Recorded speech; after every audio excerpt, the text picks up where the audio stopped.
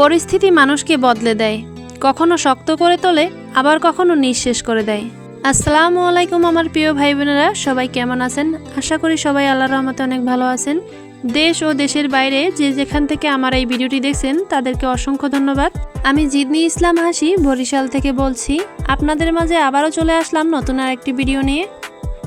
আপনাদের জন্য আমার আজকের রেসিপি টক ঝাল মিষ্টি জলপাই আচার।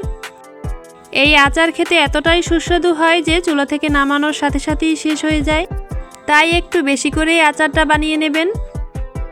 চলুন কথা না বাড়িয়ে চলে যাই মূল রেসিপিতে। এইখানে আমি 1 কেজি পরিমাণে জলপাই নিয়েছি। জলপাইয়ের বোটা ছাড়িয়ে ধুয়ে নিয়েছি। এখন জলপাইগুলোকে সিদ্ধ করে নেব। এই জন্য একটা পাত্রে আমি জলপাইগুলো নিয়ে নিলাম। জলপাইগুলো সিদ্ধ হওয়ার জন্য এইখানে আমি পর্যাপ্ত পরিমাণে পানি নিয়ে নেব। এখন পাত্রটাকে চুলায় রেখে জলপাইগুলো সিদ্ধ করে নেব।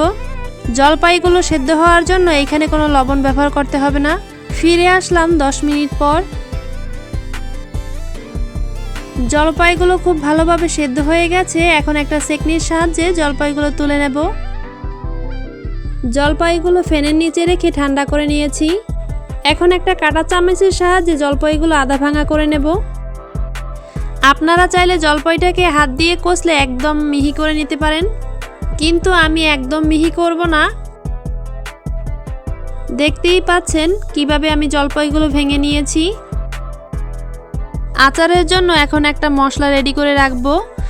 চুলায় একটা প্যান বসিয়ে দিয়ে দিলাম 1 টেবিল চামচ পরিমাণে পাঁচফোড়ন, 5-6টার মতো শুকনা মরিচ, সাথে আরও দিয়েছি 1 টেবিল চামচ পরিমাণে জিরা, আরও দিয়েছি 1 টেবিল চামচ পরিমাণে ধনিয়া। এখন এই মশলাগুলো ততক্ষণ পর্যন্ত ভাজবো যতক্ষণ না পর্যন্ত এই মশলা থেকে সুন্দর একটা ফ্লেভার বের হবে। মশলাগুলোকে ভেজে নেওয়া হয়ে গেছে। এখন এই পর্যায়ে মশলাগুলোকে একটা ব্লেন্ডারে জগে নিয়ে আধা ভাঙা করে নেব। আচারের মশলাগুলো করে নিয়েছি। এখন এই মশলাগুলো এক সাইডে রেখে দেব। এবার আচার তৈরি করার জন্য চুলায় একটা প্যান বসিয়ে দিয়েছি। এখন এর মধ্যে দিয়ে দিচ্ছি 1 কাপ পরিমাণে সরিষার তেল, দিয়ে দিয়েছি 3টি শুকনো মরিচ। এইখানে যে যতটা ঝাল খেতে পারেন সেই অনুযায়ী আপনারা ঝালটা দিয়ে দিবেন। আমি ঝালটা একটু কমই দেব, কেননা আমার বাচ্চারা এই আচারটা খাবে। দিয়ে দিলাম একটা তেজপাতা, আরও দেব 1 টেবিল চামচ পরিমাণে পাঁচফোড়ন। পাঁচফোড়নে যে মশলাটা করেছি সেই মশলাটা তো দেবই। এই পাঁচফোড়নটা দিয়েছি ফোড়নের জন্য। এখন এই মশলাটাকে কিছুক্ষণ ভেজে নেব।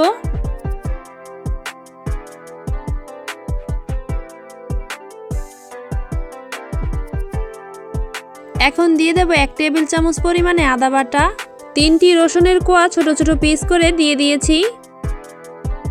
এইখানে আরও দিয়ে দেব 1 টেবিল চামচ পরিমাণে সরিষা বাটা। এখন রসুন, সরিষা আর আদা বাটা বেশ কিছুক্ষণ ভেজে নেব।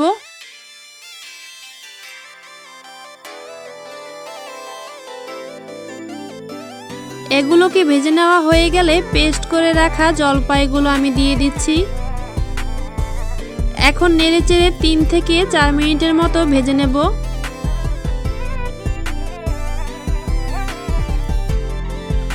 জলপাইটাকে 3 মিনিটের মতো তেলে কষিয়ে নেওয়া হয়ে গেলে দিয়ে দেব 1 কাপ পরিমাণে চিনি। এখন দিয়ে দেব পরিমাণ মতো লবণ। যে কোনো আচার তৈরি করার ক্ষেত্রে এখানে ঝাল, চিনি, লবণ আপনারা আপনাদের নিজেদের স্বাদ অনুযায়ী বাড়িয়ে অথবা কমিয়ে নিতে পারবেন। চিনিটা দেওয়ার পর আচারটা পাতলা হয়ে যাবে, তবে কিছুক্ষণ জাল করে নেওয়ার পর এটা ঠিক হয়ে যাবে।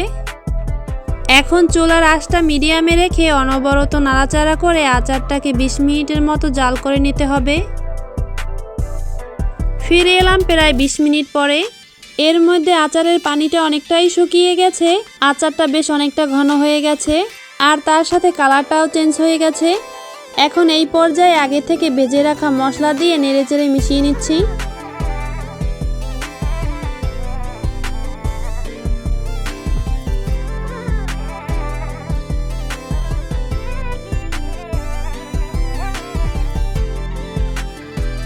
মশলাটাকে মিশিয়ে নেওয়া হয়ে গেলে এখানে দিয়ে দিচ্ছি 2 টেবিল চামচ পরিমাণে ভিনেগার। আপনারা এখানে অবশ্যই ভিনেগারটা ব্যবহার করার চেষ্টা করবেন। এই ভিনেগারটা দেওয়ার ফলে আচারটা ফ্রিজের বাইরে বেশ কয়েক মাস সংরক্ষণ করে রাখতে পারবেন। এই পর্যায়ে আপনারা একটু লবণটা চেক করে নেবেন। আমার লবণটা একটু কম হয়েছে, আমি একটু বিট লবণ দিয়ে দিচ্ছি। তবে এটা অপশনাল, আপনারা নাও দিতে পারেন। বিট লবণটা ব্যবহার করলে আচারের স্বাদটা অনেকটাই বেড়ে যায়। এখন আচারটাকে আরও 10 মিনিটের মতো জাল করে নেব।